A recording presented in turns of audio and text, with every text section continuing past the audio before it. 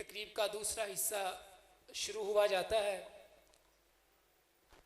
हमारे सदर साहब आपसे कुछ बातें करना चाहते हैं, नसीम सादक साहब।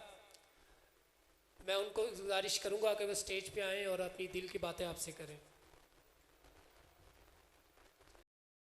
बिस्मिल्लाहिर्रहमानिर्रहीम। मैं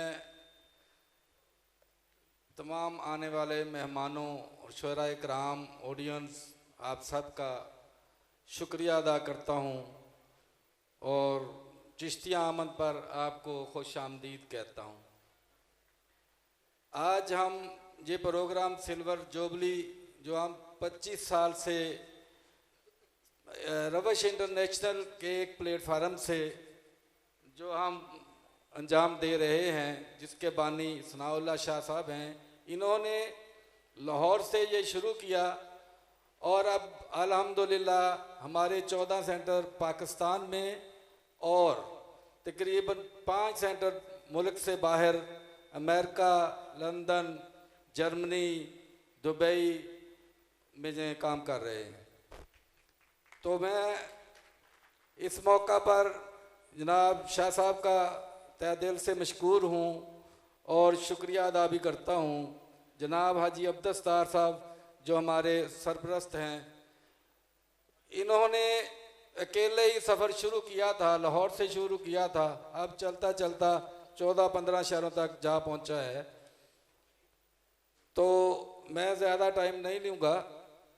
हमने 3 प्रोग्राम सिल्वर जुबली के सिलसिले में शुरू किए हैं। आज चिश्तिया में हम पहला प्रोग्राम कर रहे हैं, जिसमें हमारे चिश्तिया के जो चिश्तिया की पहचान बने, जो पाकिस्तान की पहचान बने, जनाब सादुल्लाह शाह साहब के नाम करते हैं, जो यहाँ तशरीफ़ रखते हैं, उनके लिए मेरी आपसे गुजारिश है कि खड़े होकर क्लैपिंग तालियां लगाएं ज़ोर से।